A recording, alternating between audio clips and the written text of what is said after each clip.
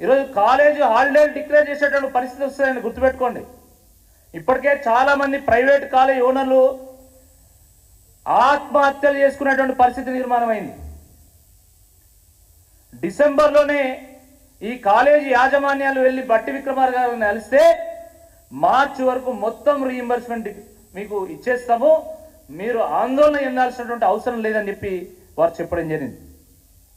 గతంలో కూడా మేము పరీక్షలు నిర్వహించలేము, మేము కాలేజీలు నడపలేము, దయచేసి మీరు మా ఫీజు రీఇంబర్స్మెంట్ చెల్లించండి, మేము కాలేజీలు నడపలేమంటే అప్పుడు బ్లాక్మెయిల్ చేసి ఒత్తిడి చేసి మరి కాలేజీలు నడిపించి వాళ్ళ మీద ఇంకింత ఆర్థిక భారాన్ని మోపింది. మార్చి వరకు క్లియర్ చేస్తామన్నారు. డిసెంబర్లో కలిసినప్పుడు అదే మాట చెప్పిండ్రు, జనవరిలో కలిసినప్పుడు అదే మాట చెప్పిండ్రు. ఇప్పుడు మార్చి పోయింది, ఇప్పుడు మనం ఏప్రిల్లో ఉన్నాం. కనీసం ఇప్పటివరకు ఏ కన్నా పైసా కూడా ఇప్పటివరకు చెల్లించాలి. ఇంకేం చేస్తారు మరి? ఎందుకంటే వాళ్ళు రెంట్లు కట్టుకోవాలి, వాళ్ళ సిబ్బందికి జీతాలు ఇవ్వాలి, అధ్యాపకులకు జీతాలు ఇవ్వాలి, ఎలక్ట్రిసిటీ బిల్లు కట్టాలి, వాటర్ బిల్లు కట్టాలి, మున్సిపల్ ట్యాక్స్ కట్టాలి. ఎలక్ట్రిసిటీ బిల్లులు కట్టకపోతే ఈరోజు తెల్లారే వచ్చి కాలేజీలలో కరెంటు కట్ చేస్తున్నారు ఎలక్ట్రిసిటీ డిపార్ట్మెంట్ వాళ్ళు. The same is the case with water tax. వీళ్ళు చెల్లించాల్సినవి ప్రభుత్వానికి అన్ని చెల్లించాలి, కానీ ప్రభుత్వం కాలేజీలో చెల్లించాల్సి మాత్రం వీళ్ళు చెల్లించరు. ఇది ఎక్కడి నీతి అని అడుగుతున్నాం, ఇది ఎక్కడ దుర్మార్గం అని అడుగుతున్నాం.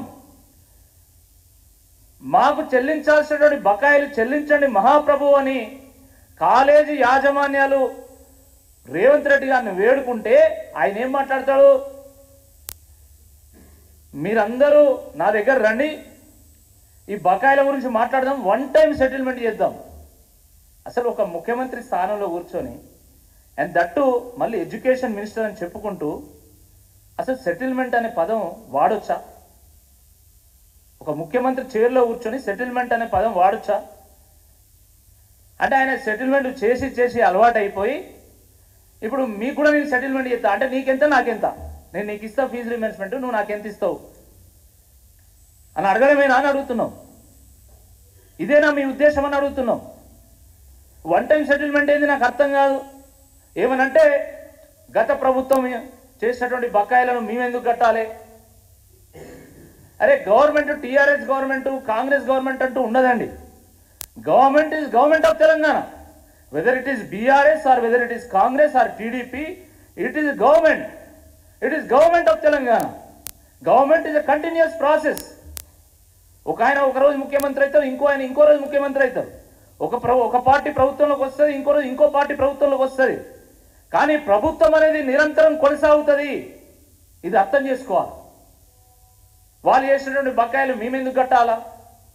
అంటే ఉమ్మడి ఆంధ్రప్రదేశ్లో ఆ రోజు కాంగ్రెస్ పార్టీ చేసినటువంటి బకాయిలు 2000, 3000 కోట్ల రూపాయలు బీఆర్ఎస్ ప్రభుత్వం చెల్లించలేదా? అంటే మీకు విద్యార్థుల భవిష్యత్తు ఇంపార్టెంటా లేకపోతే రాజకీయాలు ఇంపార్టెంటా? మీ జేబులు నింపుకోవడానికి డబ్బులు ఉంటాయి, కానీ విద్యార్థుల పేగులు ఎండబెడతారు. మీ ఆస్తులు మాత్రం పెరుగుతాయి, కానీ విద్యార్థుల భవిష్యత్తును మీరు కూలుస్తారు. ఎంత దుర్మార్గం ఇది! 37 సార్లు ఢిల్లీకి పోయి 300 కోట్లు ఖర్చు పెట్టడానికి రేవంత్ రెడ్డి గారి దగ్గర డబ్బులు ఉంటాయి, కానీ ఒక 300 కోట్ల రూపాయలు ఫీజు రీఇంబర్స్మెంట్ చెల్లించడానికి మాత్రం ఈ ప్రభుత్వం దగ్గర డబ్బులు ఉండవు. 200 కోట్ల రూపాయలు పెట్టి మంత్రులు హెలికాప్టర్లు ఎగరడానికి డబ్బులు ఉంటాయి, కానీ ఆ 200 కోట్ల రూపాయలు ఈరోజు స్కాలర్షిప్లకు చెల్లించడానికి మాత్రం డబ్బులు ఉండవు. ఏంది ఈ నీతి అని అడుగుతున్నాం. అంటే వీళ్ళ జల్సాలకు ఇంపార్టెన్స్ ఇస్తారు తప్ప, వీళ్ళ జల్సాలే ప్రథమం తప్ప విద్యార్థుల భవిష్యత్తు మాత్రం కాదు. ఒక్కసారి మీరు ఆలోచించండి. హైదరాబాద్ నుంచి నల్గొండ ఎంత దూరం ఉంటుందండి? గట్టి కొడితే 100 కిలోమీటర్లు. 100 కిలోమీటర్లు ఈ రోజు ఉన్నటువంటి రోడ్లలో ఈ రోజు ఉన్నటువంటి వాహనాలతోని గంటలు ఏరుకోవచ్చు. కానీ మంత్రులు వాళ్ళ ఇళ్ళ నుంచి ఎయిర్పోర్ట్కి వచ్చి ఎయిర్పోర్ట్లో హెలికాప్టర్ తీసుకొని మళ్ళీ నల్గొండ పోతారు. 2 గంటలు పడుతుంది. ఏంది ఘోరం? గంటల మీరు ప్రభుత్వ వాహనంలో ప్రభుత్వం ఇచ్చిన ఇన్నోవానో ఫార్చునరో whatever it is luxury vehicles అక్కడికి మీరు డైరెక్ట్గా చేసుకోవచ్చు గంటలో. కానీ ప్రజలు కట్టేటువంటి పన్నులను ఈరోజు పందికొక్కుల్లాగా మేస్తూ మీరు మాత్రం హెలికాప్టర్లు వాడుతున్నారు. ఎవరిచ్చిళ్ళు మీకు ఈ అధికారం అని నేను అడుగుతున్నా. ఎస్, డెఫినెట్గా అడుగుతాం. తెల్లారు లేస్తే ఖజానాలో పైసా లేదంటారు. మరి మీరెట్లా కోట్ల రూపాయలు పెట్టి మీరు రోజు గాలి ముట్టర్లు ఎగురుతున్నారు, గాలి ముచ్చట్లు చెప్తున్నారు అని అడుగుతున్నాం. ఒక స్టూడెంట్కి ఒక స్కాలర్షిప్ ఎంత వాల్యుబుల్ అండి.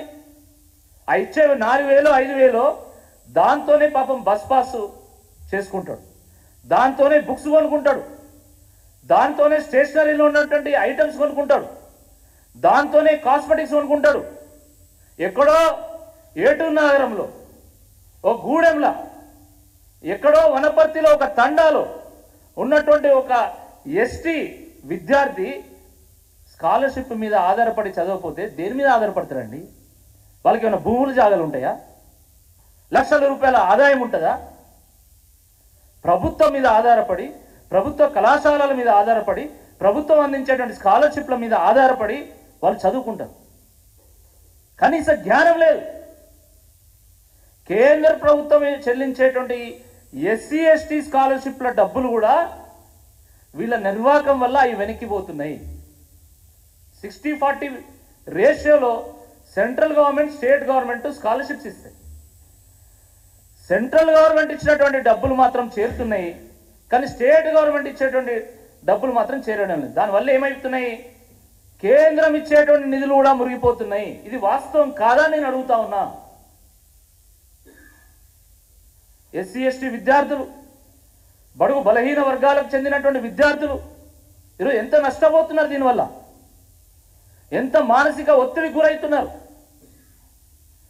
పాపం ఎంతో కష్టపడి తమ ప్రతిభతోని 80% 90% తెచ్చుకొని ఇంటర్వ్యూస్లో పర్ఫామ్ చేసి ఓ మంచి సాఫ్ట్వేర్ కంపెనీలో మంచి ఉద్యోగం తెచ్చుకుంటే ఫీజు రీయింబర్స్మెంట్ రాలేదు కాబట్టి మీకు సర్టిఫికెట్లు ఇవ్వము.